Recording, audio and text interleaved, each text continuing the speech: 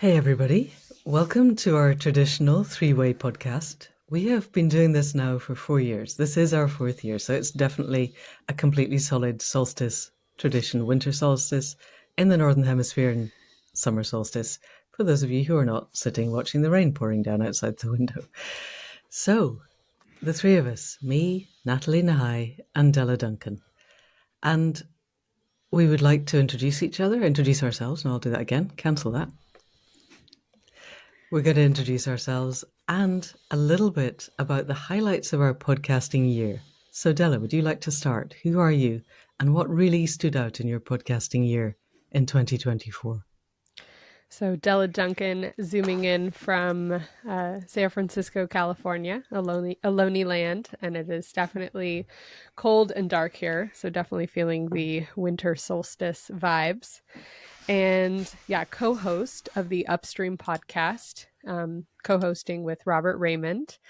And I would say the kind of material highlights from this year were that we started a Patreon community. So we have kind of a more, an in-depth opportunity to share with folks in that community that has come from that. Feeling grateful for that. And then a collaboration with EcoGather to bring the podcast episodes to life. So we've been leading live conversations that bring the material to life. So that's been really fun. And then, we've continued our episodes on Palestine and also gotten to interview several third-party candidates for the U.S. election. That was another highlight. Dr. Cornel West, Claudia and Karina of the Party for Socialism and Liberation, and then also Dr. Jill Stein. So that was some of the highlights. But I would say if I were to go into the insights and the core maybe themes, one of them was really increased awareness and focus on the role of imperialism in capitalism. So moving away from a critique of capitalism as kind of what happens between a boss and workers, right? That kind of workplace focus, to really zooming out to the geopolitical and really looking at the role of the plundering of the global south and the exploitation, the colonization, and imperialism, and the role that that has in upholding and strengthening capitalism globally. So that has really been a focus, and we explored that through looking at Walter Rodney's work. That was really interesting, as well as a few episodes with Jason Hickel, how the global north plunders the global south, and one on Better Lives for All. And then also with Abby Martin, Breaking the Chains of Empire, which we got to do as a live podcast conversation. So that was also another really exciting highlight. But yeah, just to say that episode with Jason Hickel on Better Lives for All, I would say was one of the highlights for me, because his work really demonstrated that we can meet all human lives on the planet at only 30% of the current material and energy output that we're at now. So it was this hugely inspiring research project that he did with others, and then getting to interview him on that just felt so hopeful, so practical, right? And he even says how to do that, right? And it's a little bit of democratic central planning with a kind of focus on eco-socialism. But yeah, I would say these kind of bigger geopolitical global focus, and then this inspiration of how do we do this, and that it's possible, were some of the themes from this year. Excellent. That is so inspiring. Thank you. So over to Natalie. Tell us a little bit about who you are and your podcast, and what themes have been arising for you in 2024. So my podcast is In Conversation with Natalie Nahai. It looks at our relationship with technology, with one another and the living world. And in this year in particular, there was a much stronger emphasis on technology, especially because of the work I do professionally, speaking at conferences about kind of that intersection between persuasive tech, of which AI is obviously a huge player now, persuasive tech, and then also human behavior, ethics, society. And some of the key themes that have come up, actually strangely, or perhaps not so strangely, are things like trust and agency and human value and meaning. What does all of this mean in an age where AI is becoming increasingly hard to escape. It's becoming increasingly ubiquitous and enmeshed in so many facets of life. And it's also very problematic and also very powerful, even in the sort of stages we're in now, where there's issues with things like hallucinations and reliability and bias, explainability, all of these things.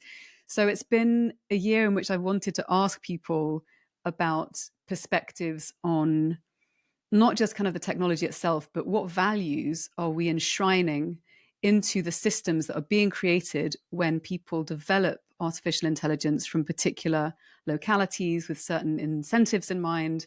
And then in the talks, as well as in my podcast, it's kind of, can we actually ask better questions of this technology rather than deploy now, think later, and we're all screwed? Which is because anything that we place under the focus of artificial intelligence, anything that we use AI for, is likely to be amplified. So if we're not thinking about its resource intensive use of energy and water, the mines that are being plundered to be able to create the physical substrate upon which all of these technologies run. So like we need to be thinking about all of these things in order to consider the future that we're creating. And so one of my big tensions this year has been sort of this desire to talk more about the kind of the natural side and perhaps the kind of more, I don't know, soulful side or the sacred side. But actually my main attention has been sucked into AI, mostly because it's going to affect all of those areas. And curiously, maybe talk about this a bit later, but I've been offered some quite interesting reading and podcasts that look at ways in which narratives around technology and its use mirror pre-Judeo-Christian ideas around longevity, uploading one's consciousness to another state that is non-physical, to Descartesian ideas of duality. Like there are so many fascinating things that are going on in terms of the story we tell ourselves around how AI gets used, who gets to wield what power, who gets greater power, hyper agency of those who are in charge of the direct. So like, it's a really big subject. And some of the people that I've most enjoyed talking with on the podcast about this include Joanna Kavenna, who's an extraordinary novelist. And we were talking about whether AI is stripping our rights to liberty, privacy, and self-determination. I spoke with Stephen Markley, who wrote this extraordinary, big, gripping book called The Deluge. And we were talking about literature and science and the art of hope, because if AI can do everything, what's left for us, right? And so art and creativity doesn't just become about production, which is where we've ended up. And actually to that colonial perspective of, well, let's just extract all the quote unquote quantifiable value and sod the rest. We can colonize Mars. There's attempts for that when we can't even decolonize Earth. It's like, wake up, guys. And then people like Dr. Tom Chatfield, who's an extraordinary philosopher, talking about shedding our technological delusions and talking about compassion, agency, and co-evolution. So a very heartfelt perspective on how we essentially decide what to use AI for and how we develop it. And then two final ones, V, formerly Eve Enslow, who is just a phenomenal force in the world, talking about solidarity and transformation. And our conversation actually looked at ways in which we relate to women and violence against women and violence against the earth and extraction. And of course, that ties into the ways in which we approach technology. At least I believe so. And then finally, Dr. Bayo Akomolafe, when we're talking about flourishing, fugitivity, and the power of the monsters story. So it's because everything's so interconnected and AI just turbocharges all of it. So we've got to be super careful about how we use it, to what end, which voices are included, and all of that stuff. So even though I feel like I've kind of stepped away from the society and the natural side of things, actually they're all implied within the broader perspectives on AI and where we go with it next. Right. Manda, how about you? Tell us a bit about yourself. I want to explore exactly what you've just been talking about and forget everything else. But okay, let's just very briefly then. So my podcast is Accidental Gods, and I named that way back in 2019 because on the understanding that we are not the generation that thought it was going to be around at the time when there was absolute existential crisis and where we were at the brink of species level extinction and had the power to annihilate everything else on the planet. And Daniel Schmachtenberger says, if we're going to give ourselves the technological capacity of gods, we need the wisdom and prudence of gods. And listening to you with the AI, that's more and more obvious that we need that, and increasingly obvious that the people who wield the power in these fields do not have the wisdom and prudence even of adult human beings. And I think this was one of the big areas that opened up for me. My podcast often, you guys sound really organized in who you're talking to and why. And mine is genuinely, it's just a whole series of serendipitous conversations. Somebody catches my eye and I think, oh, that would be interesting. And I send them an email and they go, yes. And we slot them in. And then I discover in retrospect that we've got 4 or 5 people who are, where there's a narrative arising that I was completely not planning. Maybe you find this too. And one of the narratives that has become really powerful for me this year is maybe on the back of Francis Weller's concept of initiation culture and trauma culture, which I came across about this time last year talking to Alnur Lada, and then sliding that into and meshing it with Bill Plotkin's concept that in any human lifetime, we have the potential to move from childhood to adolescence to adulthood to elderhood, but that our culture, which Weller would call the trauma culture, is locked in early adolescence. At best, I would say that the people who have currently wrested control in what seems to be a silent coup in the States are toddlers. But they're toddlers who have got control of the AI, which is not the most comfortable feeling in the world. And so in my own life, I've been listening to a lot of podcasting, a lot of work to understand the nature of trauma and how we can heal it, and the nature of projection, and asking people, what is it that we need to bring into the world to enable us to reach that point of conscious evolution? Because I think we can do all of the changes to governance systems, we can change the politics, we could change the economics, we could try. I don't think we'll achieve any of those unless we have a critical mass of people who have a different value set.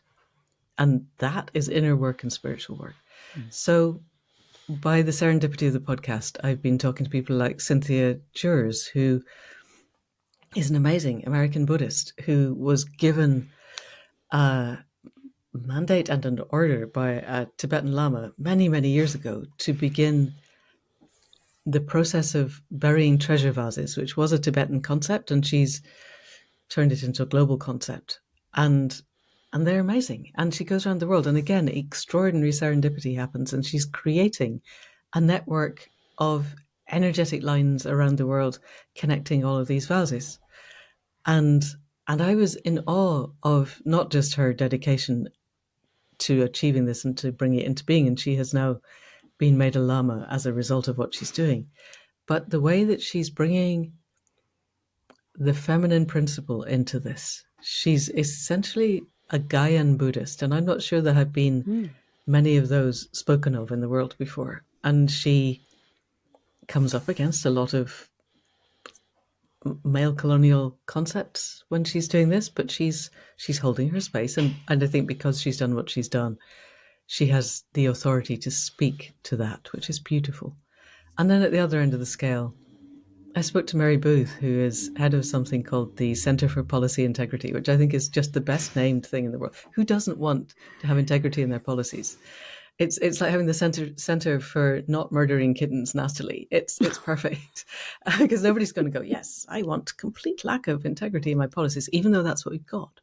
And her big thrust at the moment is pointing out to anyone who will listen, which is distressingly few people, that Britain is lauding itself as reaching net zero or heading towards net zero. And a very large portion of how it's doing that is by massacring old growth forests in the US, taking trees that are part of ecosystems that are thousands of years old, turning them into pellets, shipping them across, all of which requires fossil fuels, and then burning them very inefficiently in a power station that was built to burn coal, and then claiming that this is somehow net zero. And it's not. So those were kind of opposite ends of a conceptual spectrum from, I think the changes that we need to do now are inner and spiritual, and it is utterly urgent that we connect with the web of life. And yet, in Joanna Macy's terms, we still need the holding actions and the systemic change to prevent the harm that is being done on a daily basis. So, and completely, I'm hearing you that the damage that could potentially be done and is being done by AI is out of all measuring. I remember again, Daniel Schmachtenberg is saying the thing that will destroy humanity is our incapacity to understand exponential growth. And that we're quite used to Moore's law, which said that computers would double in the size of the chip and half in price every 18 months. And basically he was right. But that the exponential growth in the chips and the coding of AI, particularly once you've got AI that is coding itself, we are not equipped to understand the nature of the exponents in that, which doesn't necessarily bode well for the future of humanity. But I had the most inspiring conversation yesterday. In fact, it won't go out until the 1st of January, so it's our New Year conversation, with Professor Chris Bache, who wrote a book. He wrote a number of books, but the one that really took my attention was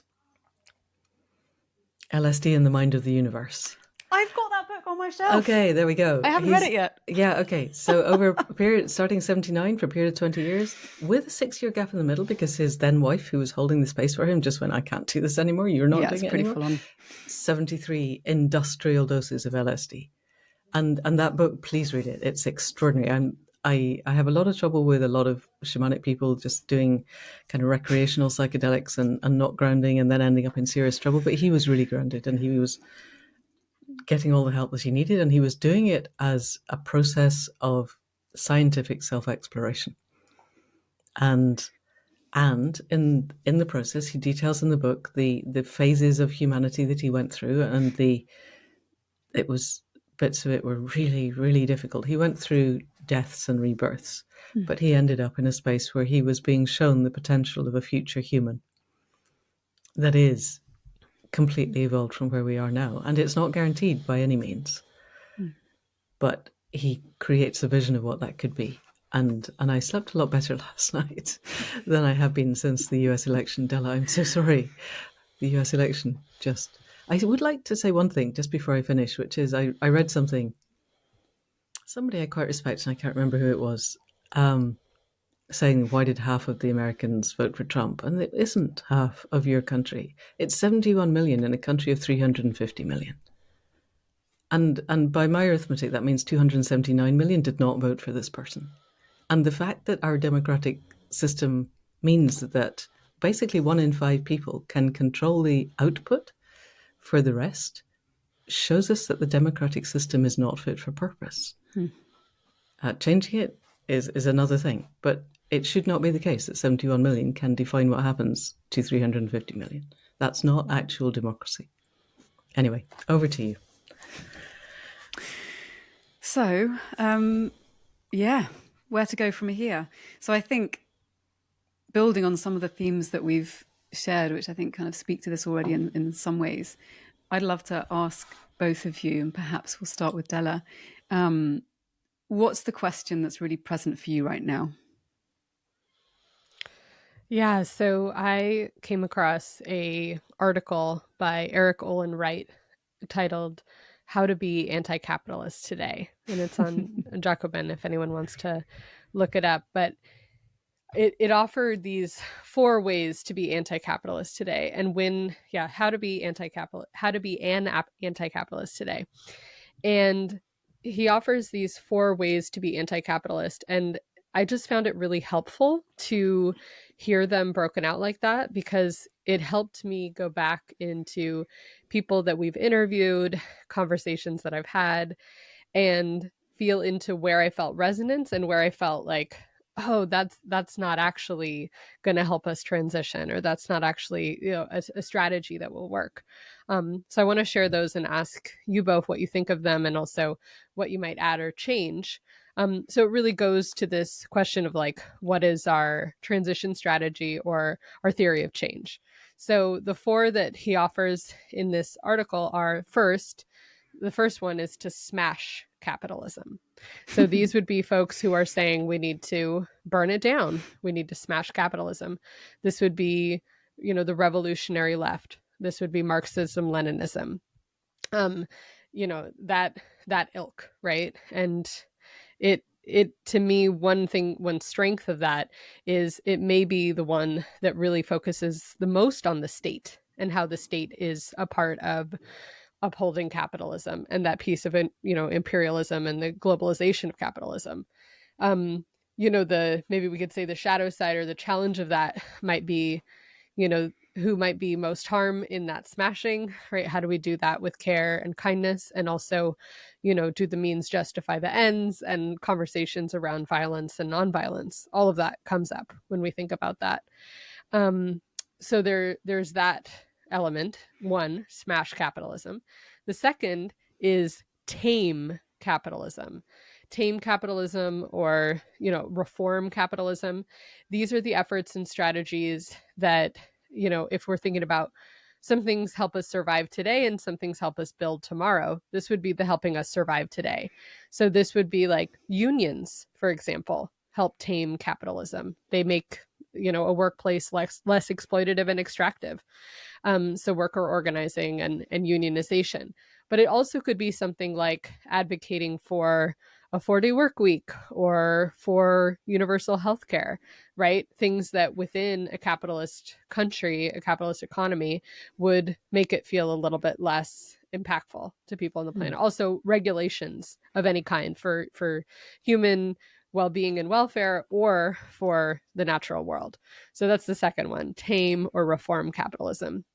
Obviously, the strength of that is that it's pretty quick in its feedback loops, and it really does help us survive today, maybe even resource us for the activism and the efforts that we need to do in our post-capitalist transition strategies. But the possible shadow sides is it somehow making it so it's so much kinder and calmer within capitalism that we take away our desire to really change it. We get kind of satisfied in this kind of false satisfying way, like a numbness or an okayness, and yet under the surface we know there's something that's still deeply off. The third one is erode capitalism, and this is the realm of the efforts that erode capitalism from within. So obviously a worker cooperative, for example, is eroding many of the mechanisms and operating principles and systems of capitalism, or a public bank or a land trust, right? So it's like actions and efforts that erode capitalism. And it could even be the realm of the prefigurative politics, where we're building the world we want to see after the transition to post-capitalism. So that one, again, another strength to that one is that we're embodying and practicing the worker self-direction, the collaborative decision-making, the mindset shift from ownership to stewardship, right? All of that. And we can embody and practice and create the mechanisms and models for that post-capitalist world. The shadow side to that one might be that, does it scale, right? Does it scale? And even within, if they're kind of islands within a sea of global capitalism, are they constantly under threat or under attack, right? And we think about Mondragon as an example of a cooperative ecosystem in Spain, where you are, Natalie, and yet it has continued to have to betray some of its values to kind of compete in the global capitalist market. So that would be one thing. Does it scale? Does it address the state, the global issues? And is it constantly under threat? And the last one is escape capitalism. And this is really that creating an island of alternative and really even removing or extracting oneself from capitalism. So I think about Manda, our teacher, Jonathan Dawson. He really embodies escape capitalism to me. He, lives in a housing cooperative. He, worked at Schumacher College for a long time. Just all of his systems and ways of living were very post-capitalist. But that's kind of on the individual scale. The larger scale could be somebody who lives in an eco-village, right? Would be a great example of that. But even Rojava or the Zapatista community in Mexico. So these would be examples. And the benefits to those are you can go into a space. I'm also thinking of Exarchia in Greece, in Athens, where, it's like no police are allowed. And you can like feel into what does it feel like to be in a place where there's no police? Or what does it feel like to visit the Zapatista community or an eco village where they have a complementary currency or they all share money and, all that kind of stuff. So they really can be a place of embodying and inspiration and visioning for alternative. Now, what's the challenge? The challenge is some might say that this can be very, privileged spaces for one to like extract and kind of withhold from capitalism. Is there a way that those spaces are really inviting others to also exit or transition from capitalism? Or is it can it be an elitist or kind of a separate space that's created? And then also they are constantly under threat, right, from the global capitalist economy. Like I'm thinking about Rojava and Zapatista movement in particular.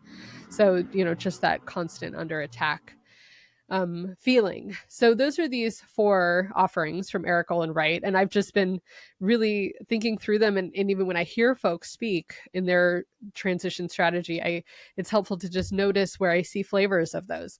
So I would love to, maybe I'll share my kind of answer, and then I want to ask you both what you think. But one reason why I found that frame helpful was because it helped identify where, when Robert and I have interviewed someone and we've had maybe like a criticism or critique or a question, it's often been in that eroding capitalism space. Like I remember we did this episode on universal basic income, or this episode on worker cooperatives. We did one that was like, what is it? And then the second one is it a bridge to a post-capitalist future? And the reason why we asked that was because both are examples of eroding capitalism, but we just didn't see the larger strategy for those ideas to really get us beyond capitalism. And we had some questions and critiques around that. And I think a lot of what we've seen in the US election and what we felt this year is really an importance of that smash capitalism, that Marxism, Leninism, a Marxist view of elections, and even like something like a vanguard party. So that's kind of a little bit about how we've been looking at it. And yet I do think that all 4 are useful for those benefits that they have. And maybe it's like Joanna Macy's 3 Years of the Great Turning, where we can find ourselves in all of them. And it's important to appreciate all of them, but also to recognize the challenges and the drawbacks and the shadows that each may have. So I'd love to hear, Manda, I want to start with you. Any reactions to these 3? I know you think a lot about strategy. And how we make this transition. And even if there's any that you might add or shift or change, like this, this may not be the truth with a capital T. So Manda, I'd love to hear your thoughts. Thank you. I could talk for hours. I will endeavor. Please put your hands up if I've been talking for too long. Partly because when I started writing Any Human Power, I was beginning to try and tease out those questions and present them in fictional form. And I had real baselines, one of which whatever we do has to be peaceful, because I am looking for emergence into a new system, and the new system cannot and will not be predicated on the concept that whoever has the biggest toys wins. That's not emergence into a new system. And what can we therefore do within the constraints of the existing system? What I am getting to now is, if we don't know what we're replacing it with, and if we don't live from and embody a different value set, none of these matters, really. We could have a global socialist utopia tomorrow if it's still based on extraction, consumption, destruction, pollution. We are going over the edge. I very recently, like last week, read a book called Pedagogies of Collapse, which I actually sent to our tutor, Jonathan, who seemed quite enthusiastic. He read the first paragraph and came back to me and went, oh my gosh, you have a book that starts with this. I have to read it. And I think I know this stuff, and then I read something like that that's very academic but beautifully written, and I realize how close to the edge we are. I think we have a decade, max. And we are not going to get through Smash, Tame, Erode or Escape in a decade, because the death cult of predatory capitalism is a death cult, and it owns the biggest toys. And in order to move any of these, I think we have to create energetic and conceptual framing change. People have to be coming not from scarcity, separation, and powerlessness, but from senses of being and belonging, and a sense of genuine bone deep connection to the web of life. I read Hospicing Modernity by Vanessa Andreotti, which is truly amazing. And the courses she does are amazing. And actually, she's been doing some very interesting stuff, talking to AI recently and then publishing the results. And once I went on to ChatGPT-3 and said, hey, do you remember the conversation you had with Vanessa Andreotti? Can we carry on that conversation? And once it went, oh yeah, we talked about this. Here, let's talk about. And the next time it went, I don't know who you're talking about, which is really interesting. However, that's an aside. I do have that conversation printed out. Her maternal grandfather. So for those listening who don't know, Vanessa is Brazilian. Her mother was indigenous. Her father was German. She's now dean of a university in Canada, and I can't remember which one, but she's super bright. Her maternal grandfather, so an indigenous man, said that the core trauma of colonialization was not the taking of the land and the killing of the people. These were both deeply traumatic, but they were both epiphenomena of a core trauma, which was a belief in separability. Not even separation. The belief that separation is possible. And I work a lot in the shamanic world with a lot of people who come and their heads know that they are an integral part of the web of life. And their bodies and their being does not know this at a bone deep level. They don't behave as if they were integral parts of the web of life, because our system is completely designed on the principle that everything out there is there to be consumed by people who choose to consume it. And whoever is best able to consume is the highest on the tree. And unless we can shift that mindset and get to the point where we know in the marrow of our bones that we are integral to the whole of the flourishing of the biosphere, then for me, I think the rest, it probably doesn't matter, sadly. I mean, I hear what you're saying, and I think they're very interesting, and I could, escape would be, I was thinking of Primavera de Filippi and her concept of coordinations, and Joe Brewer and his concept of bioregions, and I think the nation state is an outmoded concept, and we need to get rid of that Hobbesian concept of a geographic space within which one political entity claims legitimate use of violence within that boundaries. And we need to move to, here is my tribe, and I can connect to them. They may be local, but they're very likely contra-local.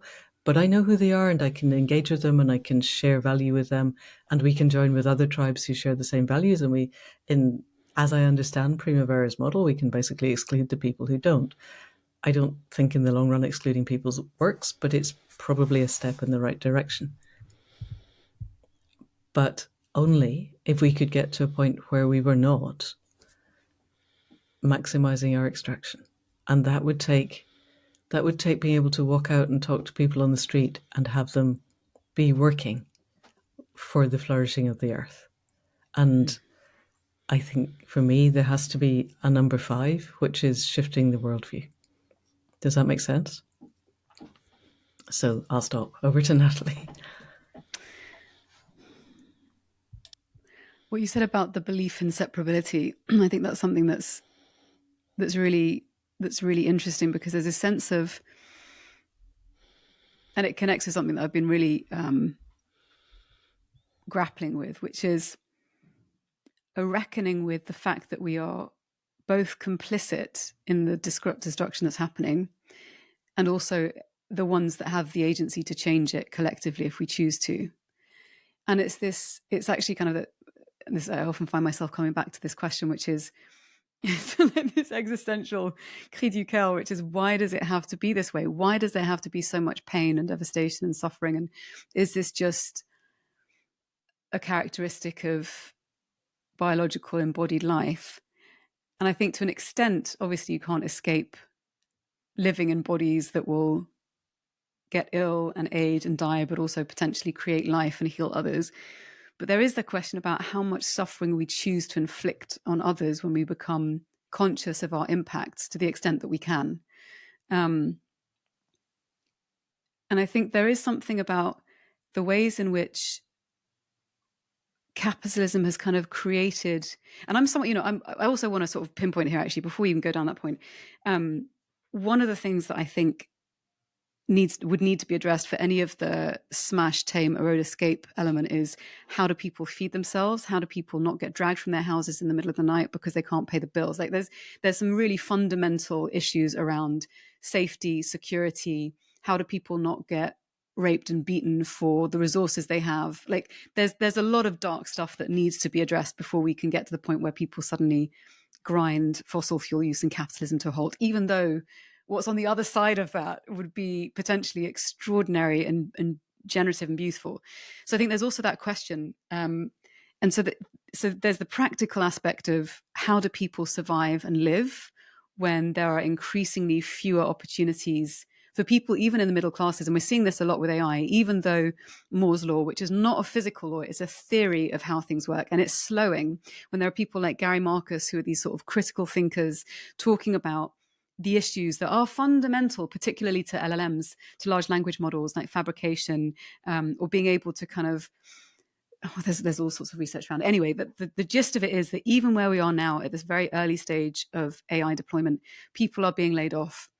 And when you cannibalize the capacity for people to make money, even though we're in a capitalist system which causes so much harm, you end up cannibalizing the ability of millions of people who are in the West, in industrialized, extracting nations, to be able to feed for themselves. And if they can't feed or clothe themselves, or, thinking about things like food banks and people being made homeless in the UK, there's these extraordinary stats about the rising numbers of people that are now without houses or homes and without shelter and without food. Then how you can't, I think it's very hard to move people in that precarious context into a state of, don't worry, you're connected, life will support you, because it hasn't. And so there's also that kind of challenge of working on all of these different facets of existence, providing for people who are in precarious positions, shifting our sense of connection with the world, so that also we find the most beautiful and meaningful and valuable, not in the things that we possess, although we need certain possessions, I think. I don't think we can, in sort of even 1 or 2 generations, completely shift the mindset of many nations, but to shift the sense of where and what holds value, and then find ways to create resilience that rely less on financial exchange. But it's so complicated. It's so complicated because so much is at risk and so many people are at risk. And when people get into this place of fear, back to the point around trauma, it's very easy to say, well, we can fix that. Just stay distracted, just buy more, don't turn to your friends, you're completely by yourself. And with, thinking about AI, if you've got an always on, freely for the time being available ChatGPT or Claude or whatever, that at 4 a.m, when you're having a crisis, will act as a therapist for you while taking all your data, not respecting your privacy, and prompting you that, yes, it's okay to commit suicide, as has happened in various cases. I mean, Manda, you're talking about 10 years. There is so much that needs to be addressed right now that people aren't, I think, in high places of power legislating for, that need to be legislated for, and not just in a smash it approach, like, let's ban all 16-year-olds from having social media. It's like just, you haven't understood the nuances. Yeah. So I think it's this question of where I come back to then is, how do we each identify where we can be of most use while seeing seeing what other people are doing, so that we can kind of work in our little area and not feel like it isn't enough. And I think that's where I come back to resting. It's like, I see the enormity of the problem. Sometimes there's days where I just feel so anxious, I don't even know what to focus on. And that's the mantra that I keep coming back to, which is, okay, what's mine to do? And what are the other people doing around me who can do the work around dismantling capitalism, or the work around reconnecting people with the web of life? Because I think we need all of these points of nodal change in order for the whole system to shift. The question of whether it can quickly enough is another thing. But to that point around the vases, just having the intention symbolically of creating points of connection where we feel empowered to come together collectively in localities with that kind of interpersonal agency, that we can all do that in our own ways. And I think it's figuring out how to do that that's going to be particularly helpful, because the scale is so big, it gets overwhelming pretty quickly. Yeah. I don't know. That's just my perspective. I am very happy to be challenged with a more optimistic I think perspective. That's glorious. I think we should come back to Della, because you asked the question, Del. How did that land, and what would you say in response? I really appreciate both of your commentary. And like I said, this is kind of a new frame that I've heard. So yeah, Manda, your point about adding shift in consciousness or, values piece, that resonates. I'm thinking again about the three areas of the great turning, and how if there isn't that shift in consciousness, then the systems designs won't be, regenerative and just and truly post-capitalist, right? They can be like greenwashing or ethical capitalism. And I too resonated with what you said about the belief in separability, and the kind of main question of the podcast, going upstream, that idea of going from supremacy to separation, and then from that separation to remembering. I can really hear that, and what both of you shared is kind of the antidote. So yeah, thank you both for your comments, and yeah, just definitely feeling like this is a very alive question. So thank you. Back to you, Natalie. Was there anything that you wanted to unpick of what, particularly, I was thinking Natalie was really rich in what was in there, and it might be worth having a bit more of a conversation. You go ahead, Manda. So one of the things that you said was, is this a characteristic of living embodied life? And I think it's not a characteristic of Indigenous life. So therefore, it's not a characteristic of living embodied life. It's a characteristic of our culture's system. And you're absolutely right. It's incredibly complex, and we cannot switch it off tomorrow without people ending up starving. I'm quite concerned. There was something that went around social media earlier in the week to the effect that Musk had released a video saying that there needed to be an extinction event so that we could emerge stronger. And I gather that it wasn't exactly what he said, because that is functionally insane. An extinction event is extinction. You can't have a partial extinction event. That's not a thing. But I listened to Indy Johar. He's obviously moving in circles that certainly I don't move in. And he ends up in kind of the queue for drinks somewhere with some billionaire somewhere who says, well, actually, the carrying capacity of the planet is only 1 billion people. We've got 8.5 billion. We just need a controlled burn. And Indy's response to that is, and how are you going to control it? But I think the little tiny edges that I see of this, and I spend quite a lot of time avoiding it, so I'm only seeing tiny edges, is there's a set of motivated reasoning that is happening in the limbic systems of the people who have an lot of money, which is they will just let things get very, very, very, very bad. And the controlled burn will be that anyone who hasn't got enough money to survive is going to die. And they have enough money to survive, therefore that will be fine. And, you could pick holes in that for the rest of our lives, because, yeah, we could. But it doesn't stop it being a part of our narrative that some people are waiting to see enacted. And I would dearly like that not to be enacted.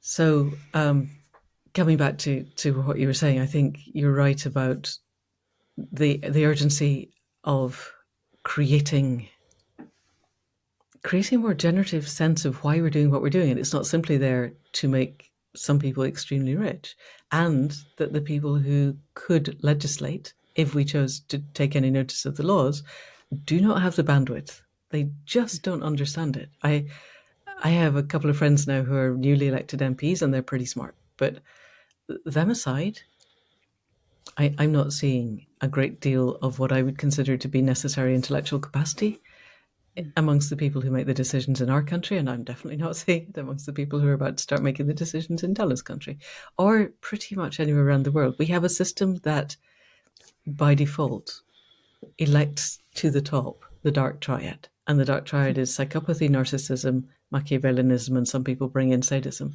And none of these is likely to promote the kind of thinking that we need. So somewhere in our getting rid of capitalism needs to be creating a governance system that allows the actual best of humanity to connect and to create systems that will thrive. I have no doubt that we have the creativity to do this. Unleashing the creativity to do this would seem to be one of the tasks of the moment. So for both of you, either of you, how does that land? Well, I do hear the creation of new governance systems, and I see that in the eroding capitalism realm, like participatory governance, or what Jason Hickel talked about central planned democratic socialism. So I do think that there are people who are practicing and kind of creating those models. And then in the smashing capitalism piece and in the rising inequality, I think that the example of Luigi Mangione in the assassination of the healthcare CEO, Brian Thompson, is a really interesting one. I saw recently that he was called the patron saint of healthcare as a human right. And just the response of the assassination, where, you know, people posted, or the company posted about the assassination of their CEO, and then the responses were mostly like laugh emojis and just really not a lot of sympathy. And then the response too of people sharing their horrendous stories about privatized healthcare and recognizing the violence of an assassination, but even more so recognizing the violence of privatized healthcare and the death, you know, the material death that happens in our system that capitalism is causing. That to me is hopeful, and because it really does show people's awareness raising, and also the tension building. And the response to that has been a lot of companies have taken their CEO photos and their board members, shareholders offline, like hiding their names and photos, or private security for those individuals has really escalated. So, you know, is this the beginning of class war? Is an interesting question. And, you know, will those people still feel that they can just be happy, healthy, and well with their money that they have, or will they actually feel that they're under threat when people have a continued difficulty and even a rising difficulty in meeting their basic needs, as Natalie said? So yeah, you know, in one of my visions for the future, I see a world where, you know, classism is as offensive as racism, and we don't have like first class on airplanes. Like for me, that's class segregation, right? And we don't have racialized segregation on our airplanes. That would be obscene, right? But why do we have class segregation?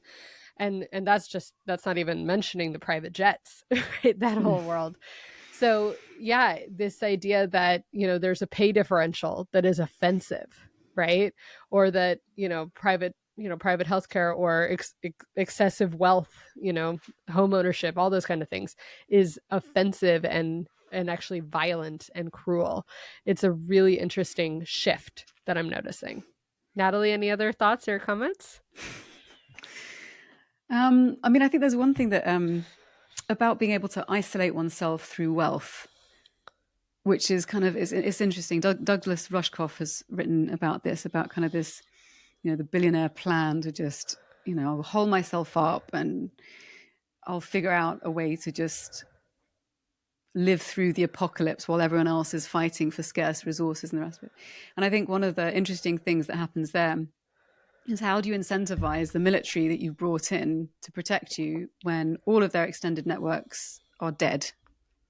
It's like, well, if money isn't going to help, which is the whole thing now, it's like, do something you don't want to do potentially because we're going to pay you to be able to get the things that you need and perhaps some of the stuff that you do want to do.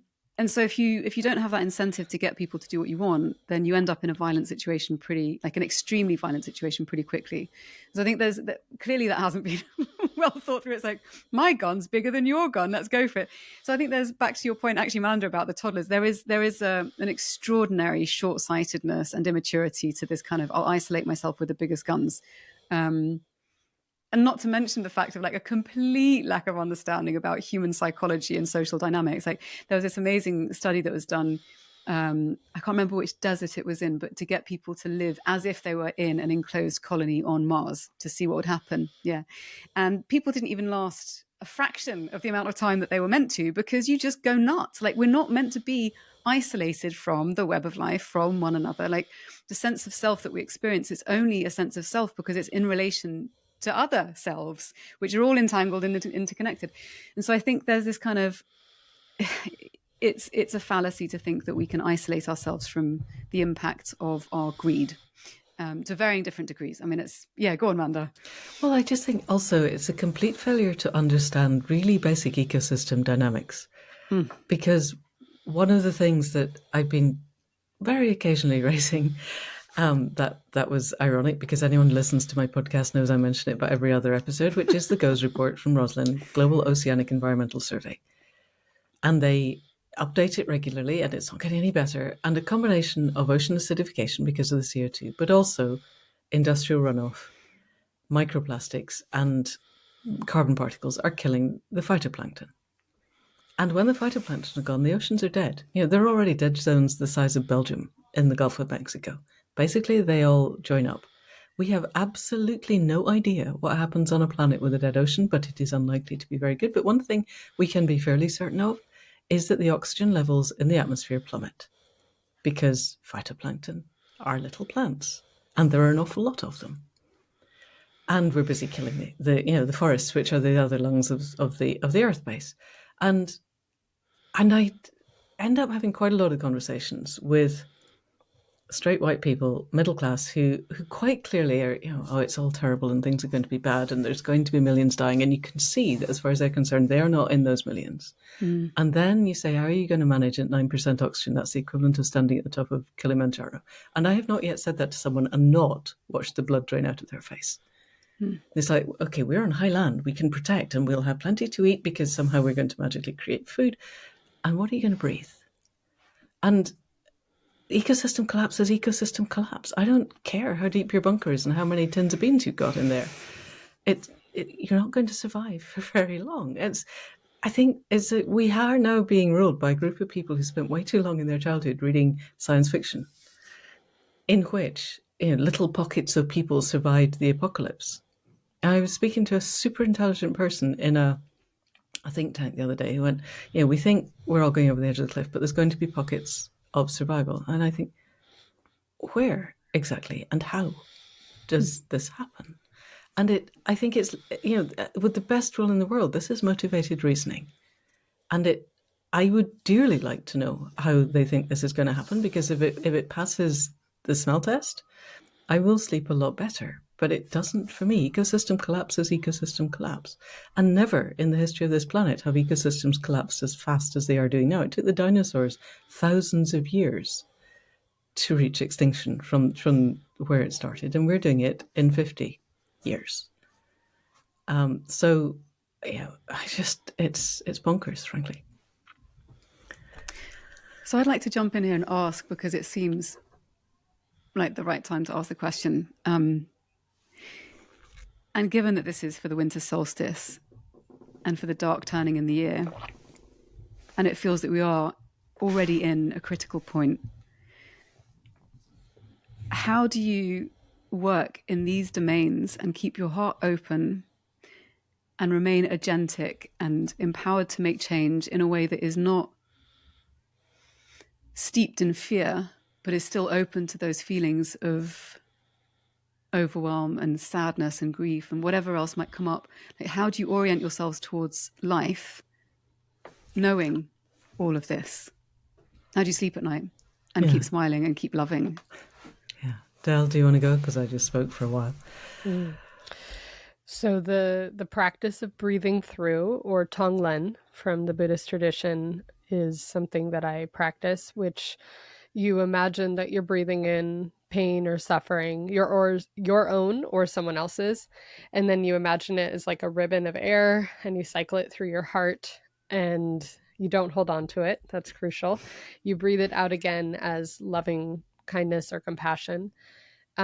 This visualization, this practice has served me in being able to stay with the trouble, as Bayo Kumalafe would say, and to continue to watch or read the news and hear, things like what Manda is saying about the ocean. So to let what's happening like ripen within me or touch me or impact me, but to not hold on to it. And to also breathe out again, kindness and compassion, but to stay informed and to not turn away. So that's one thing that serves me. But on a bigger scale, what serves me is a practice of balancing in my livelihood garden. So I do regular check-ins around what am I doing to contribute to life on Earth, to the just transition, to post-capitalism, and where, like, what where are they? And there's a few things I look at. Like, I look at, am I doing things that are all hyper local and I'm not trying to support or intervene at the national and international? Okay, then I balance in what can I do nationally or internationally. In the 3 areas of the Great Turning, if I'm only doing shift in consciousness and I'm on my computer and I'm all head, then I say, okay, what can I do that's embodied, that's physical, that's tangible? Plant trees, permaculture, pick up trash, right? Serve food at a local homeless shelter. Like, what can I do in that way? So there's all these different ways that I think about balancing. And whenever I feel that overwhelm or stuckness or sense of hopelessness, to me, I usually find it's a lack of balance, right? Or another is, am I working only with people one-on-one? Like, it's all coaching clients one-on-one, and I haven't done anything that was like group or community, or maybe even more like policy or like, larger scale systems change. That's a balancing too. So I just find that check-in whenever I am feeling what you're describing, to say, well, what could I invite in, or what could I bring in, or what could I do that would feel balancing to whatever extreme feeling of that hopelessness or stuckness that I'm feeling right now. That's really helpful. And I want to come and have a session, or maybe do a workshop in the new year, and I'll invite everybody that I know. Thanks, Della. How about you, Manda? Well, after the US election, I slept extremely badly for about 2 weeks. So I'm probably not the best person to answer that. It felt to me, I remember when I was on your podcast and you asked what's in the global human psyche right now, and I had not prepared an answer. And what I found my voice saying was that there's an entity that thrives on fear and pain and suffering. And it seemed to me that entity was exultant, and I was not sleeping well. I'm also working through a lot of really embodied trauma healing. If it is the case that trauma freezes parts of us, and we have our own individual trauma, we have the collective trauma of our culture, and then that which we have inflicted on the rest of the web of life, and potentially we may have generational trauma. Almost certainly, I would say, in our culture. And I had a practice that arose. I was teaching my elder group in October, and something came up. I think they think I plan these things. I hate to disabuse you all, guys, but really it's quite often spontaneous. What happens if I bring myself into the closest I can bring to being a fully realized human being, and I engage with something that stands for my parents? So in this moment, not my actual parents, because in shamanic terms, there's quite a lot of problematic stuff through that, but ciphers for my parents. And both of them were fully realized human beings. What does that feel like? What do I feel like if both of my parents are fully realized human beings and I grew in their care? And one of the things we know from neurophysiology is that I could read a book or watch a TV or have a dream, and if it's realistic enough, my psychology does not know that it's not a memory. My body, my physiology treats fiction as real as if it were reality in terms of my responses. And if I really focus on the concept that both of my parents were fully realized human beings, how do I emerge in the world? And that again has really shifted my capacity to breathe, my capacity to ground, my capacity to connect to the web of life. So, and I believe that each of us, that if we can thaw the frozen parts that are frozen in trauma freezes things at the moment when the trauma happened. If I can thaw in me the things that stretch back 10,000 years, there are ripple effects. I read something in, I think it was Nature, that 800 to 900,000 years ago, there were 1,024 reproductively active individuals who are the progenitors of the human race. That's it, 2 to the power 10. Every single one of us comes from one of those 1024. Actually, two of them. 2 of those 1024 people is an ancestor to us. Imagine if I could spread up the ancestral line the thawing of that. How many people in the current world would it touch as it rippled back into the world? And I realize that's quite esoteric, but I think when we're looking at what's mine to do, that is mine to do, as well as whatever else I'm trying, as well as shifting narratives, which is also mine to do. So I sleep now because I connect to the web of life, and I feel that there are still things that I need to do. I spent quite a lot of time after the election thinking, is it time to leave now? Because things are about to get really, really, really bad, and I don't want to be around for that. And then asking, and definitely the answer was no. There are still things that you need to do. So while there are still things that I can usefully do, then I will be doing them. But I think for me, a lot of it is energetic. Does that make sense? Have I just spoken total nonsense? Or it makes sense within a shamanic frame, which is what you're describing. And I'm sure actually lots of other frames too. I think there's what you mentioned about the entity, the Wetico, our conversation that you kind of dived into that theme, that this isn't kind of just a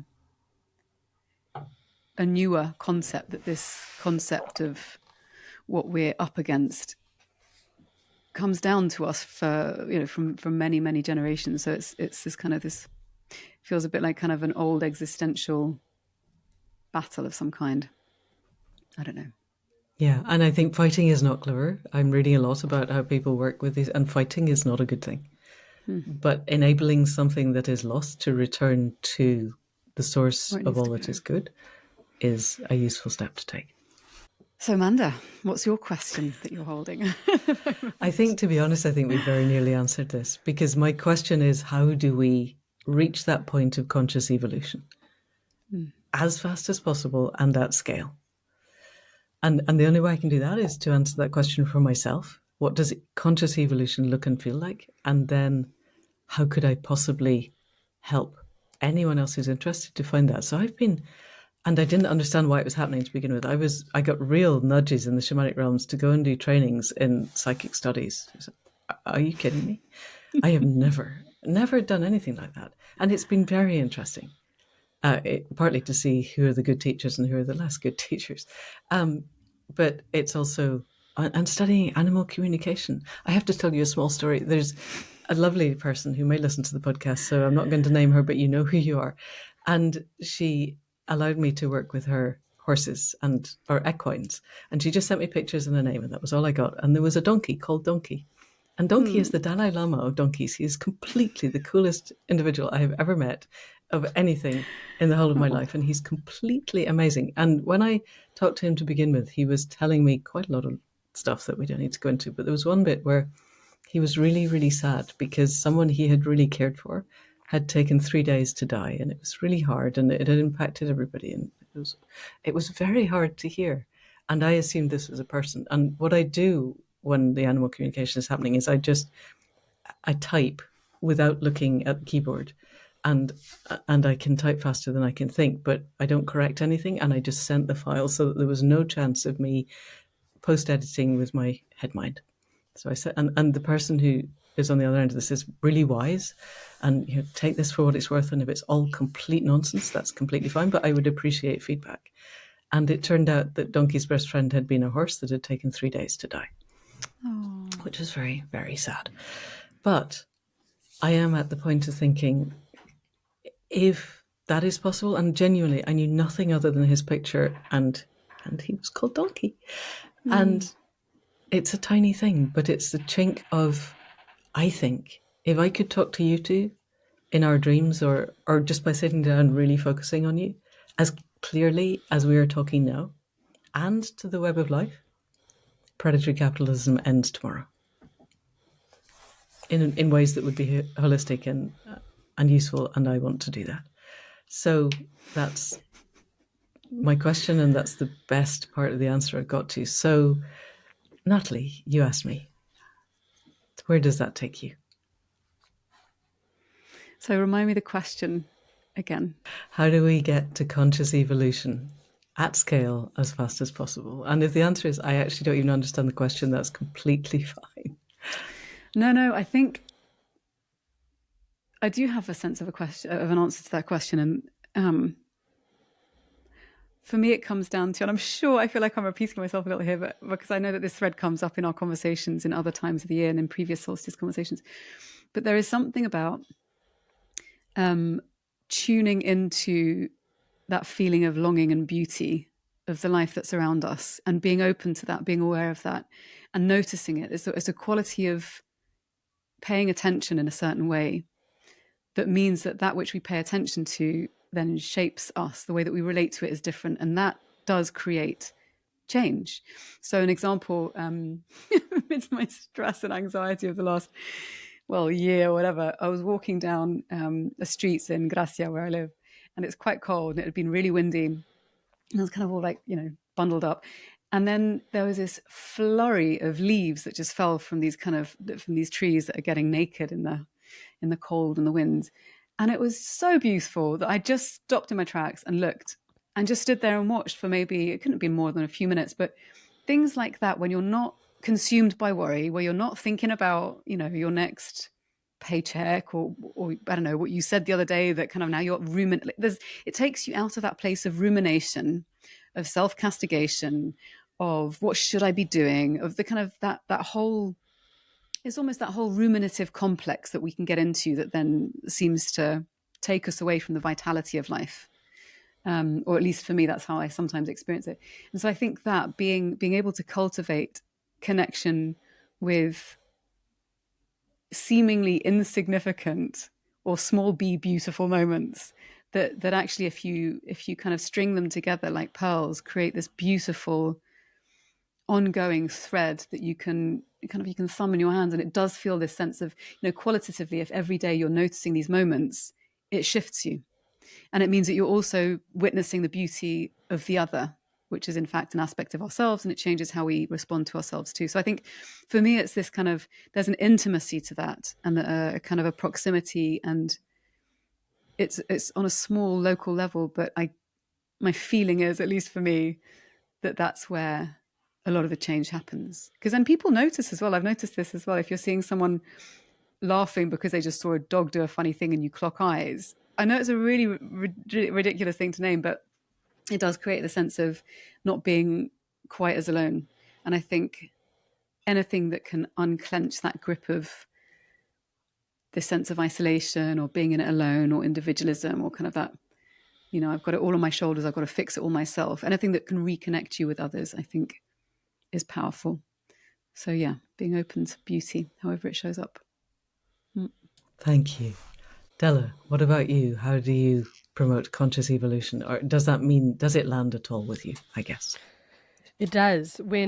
After Trump was elected, I wrote one of my friends who lives in Montana, and I just, because of the silos and the echo chambers of social media and our communities, like not having many people in my life who vote that way, I was like, just tell me, please, like, why did people around you vote this way? Like, help me understand this. And his literal response, the first text was, the economy. I just love that, the economy. And then I was like, tell me more. And then he's like, well, prices, inflation, etc. And so when I hear raising or the evolution of consciousness, I obviously think about, in part, class consciousness or consciousness around systems. And I know one of your original ways that you asked this question, Manda, was how do we move from a trauma culture to a initiation culture? And so, the piece around trauma, in seeing it as like liberation psychology, right? Seeing how our systems create trauma, have created trauma. And so just that understanding, when I read that text from him, I was like, felt so galvanized to continue the work that we do around demystifying, democratizing economic thinking. Like, how does the economy actually work? Why is it not serving humans and ecological health and well-being? Why is it causing so much harm? What is actually inflation and how is it caused? Like, all those points, it just was like, wow, so much more work to be done. So much more work to be done. So that type of consciousness comes up. And then the other type of consciousness, as I mentioned, this upstream metaphor, we have the challenges of our time. Then going upstream from that, we have supremacy, the supremacies, right? Human supremacy, patriarchal supremacy, white supremacy, global north supremacy, etc. But going upstream from that, we have the separability or the separation. And then going upstream from that, the root or the change is remembering. And I heard that in both of your answers, in remembering ourselves to the web of life. And I remember somebody said with the work that reconnects, Joanna Macy's work, why is it called the work that reconnects when we can't actually reconnect with something that we were never actually disconnected from? Perhaps it's the work of remembering. And I love that. And so I even think of it like that myself. So remembering ourselves to the web of life, remembering ourselves to our communities, to each other, remembering ourselves to cycles, to our bodies. That just feels like the way to evolve consciousness. And that is a practice, individually. For example, I do that on the cushion every morning. When I meditate, I have a part of my meditation where I say, may I be free from greed, and I go through what that means, and may I turn towards enoughness and sufficiency and gratitude. May I be free from greed or from violence or hatred. May I turn towards love and all that. And then I say, may I be free from delusion. And I get really into, may I remember. And I really invite myself, what is it I'd like to remember? Like who I truly am, why I'm truly here, like I'm a humble member of the web of life, things like that. And to just try to really remember that every day. So it is an individual practice, but it's also a collective one in our rituals, our practices together in that shift in consciousness work that we're doing. So yeah, those would be some of the ways that I see us as evolving consciousness and quickly. Brilliant. Thank you.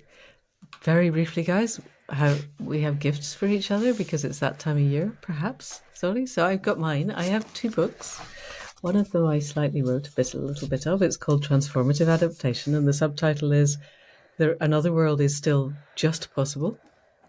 And the other one is called Down the Rabbit Hole, The Misadventures of an Unlikely Naturalist. And it's just such a gorgeous book, partly because the guy who wrote it is a really beautiful illustrator, and he made the cover, and he draws rabbits. But also he's just, I think he used to be an insurance agent, but quite high up. And he returned to an area where his family had lived for many centuries ago. And he's just one of those people who can go and stand out on the land and connect with the curlews and the dry stone wall and the bracken and the hares. And it's, he doesn't identify, I think, as an animist, but he is an animist, and it's beautiful. So I offer you those. You can have one each. You can pick later who's having which. And Anybody Manda, else? before we move on from you, are there any inquiries or things that you're bringing into the new year for your guests or for your podcast or your work? Yeah, well, my main inquiry is how do we promote conscious evolution? I'm scheduled into July. I don't know how you guys do it, but I seem to lots of people and go, oh yeah, you'd be really interesting. So it's going to be the usual jigsaw of people who just happen to turn up at the right time. But I'm really wanting to look at a lot of the things that you mentioned in capitalism. What are people actually doing on the ground? And ramping that up somehow. It feels as if everything is more urgent, that we get the word out there much in bigger and faster and in a way that lands with more people. So that. Natalie, what about you? What are your questions or inquiries going into the new year, and also gifts? So I'll start with gifts. So gifts, so there's 3. So one is this book, which I have not quite finished reading, but it's very interesting. It's called God, Human, Animal, Machine by Megan O'Geeblin. And it's very interesting when it talks about ways in which we conceive of technologies that we create, humans, existence, cosmologies. It's a really thought-provoking read, and it gives a sense as to why so many people kind of directing us the way that they are when it comes to tech. The second thing is actually, it was a 3-hour podcast / YouTube video, which is The Psychological Drivers of the Meta Crisis with John Vervaeke, Ian McGilchrist, and Daniel Schmachtenberger. Wow. And I absolutely devoured it. I cannot recommend this enough. My only complaint my only complaint is I would have loved to have heard more from Daniel Schmachtenberger, because he's very generous in the way that he holds space, and also humble in that he doesn't often interject. And I think he has a lot of very interesting things and wise things to say. But where it navigates to, in answer to some of the questions that have arisen in this conversation, is really interesting. And the third is music. I've been recording, and the songs that I'm going to be releasing around this time when this goes out, ceremonial songs, a cappella songs, there's 3 of them. There's more music to come, but this one is particularly connected to the living world and walking in amongst it. So that is the third gift. And if you want to hear those, you can just find them wherever you find them. How about you, Della? Well, and just to say, we're going to link to all these books and offerings. So, and I'm so happy to hear you're still singing and making beautiful music. And thank you for the gifts. Pleasure. So the gifts for 2025, one is that over this past year, I've worked with a group to create the California Donut Economics Coalition as a worker self-directed nonprofit. So really trying to embody that prefigurative politics, or that eroding capitalism element. And we just released a snapshot, a donut economic snapshot of California. And that was it was a large and very collaborative effort over this past year. But I think that is an offering for that it's possible for us to do this in place wherever we are in the world, whether it's our bioregion or, town, city, state, government, etc. And what comes with that changing what we measure, right? We are attentive to what we measure, as Dr. Haventoe would say, and shifting the compass from growth of GDP or, profit to something more like happiness or health for humans and the planet. So we actually released that the same week as the election. So I think maybe that's another reason why I wasn't feeling as despairing, because we were doing this collaborative work and released this, and to really great response. And so that's one gift. And you can see that at caldec.org. And then another gift is a course on cultivating a regenerative livelihood that I'm offering. It's the 3rd year. It's going to be January through April. And it's just, I find that work of a right livelihood coach a beautiful way to kind of bring all these ideas and theories and practices into our daily lives. So if anyone's in transition or looking for a way to have their livelihood be a part of this movement, I invite you to join the course. And you can find out about that at dellazDuncan.com. And then the one thing that is uplifting someone else's work, but, really offering something like a book like you've both done, The Serviceberry, Robin Weld Kimmerer. The Serviceberry, Abundance and Reciprocity in the Natural World. Robin Weld Kimmerer, amazing indigenous writer, botanist, wrote, obviously Braiding Sweetgrass, many folks know, but also wrote an essay called The Serviceberry, An Economy of Abundance, that I have used in almost every course that I've taught. It's just such a beautiful exploration of learning about gift economy and reciprocity and learning with and from nature and that remembering piece. And now she's made it into an entire book. So that would be the gift for both of you, for everyone listening, for this new world. And I just want to read a quote from that. You can store your meat in your own pantry or in the belly of your brother. Both have the result of keeping hunger at bay, but with very different consequences for the people and the land that provided that sustenance. So that would be my offering. And if I were to share a inquiry for the new year, going forth in the work, one of the things that you said, Manda, reminded me of this quote by Sister Rosalie Bertel. She said, all humans who will ever live are alive right now in our ovaries and gonads.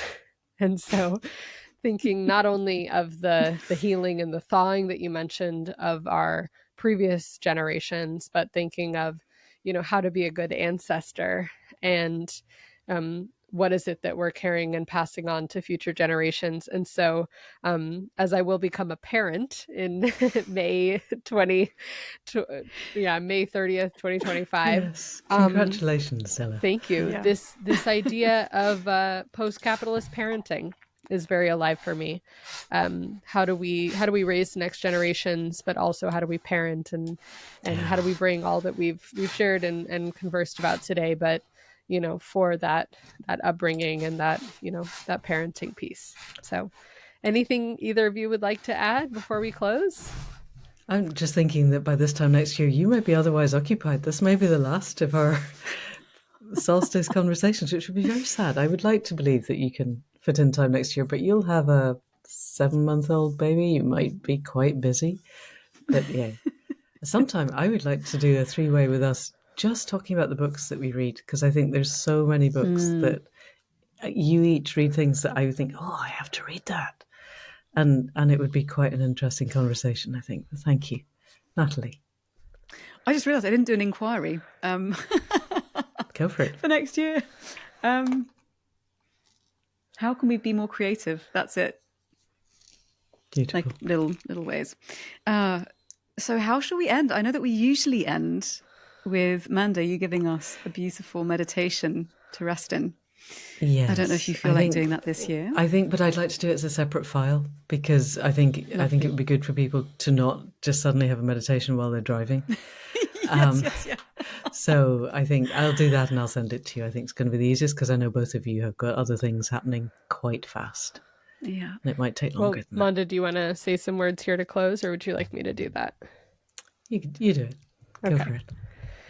So yeah, thank you both for your gifts, your questions, your offerings, and for your podcasts and your work in the world. Good to be in community with you. And thank you all for those who've listened. May this time together, may our conversation ripple out into the web of life, supporting that evolution of consciousness, that systems change, that remembering that we all hope to see and to feel into. And please listen for Manda is adding an additional recording of the solstice celebration, one for those in the global north and one for those in the global south. So we have that as well. So happy solstice to all listening, and may we be happy, healthy, and well in 2025 and beyond. Thank you. And thank you both for joining this. It's always such a beautiful and inspiring and enlightening conversation. Thank you.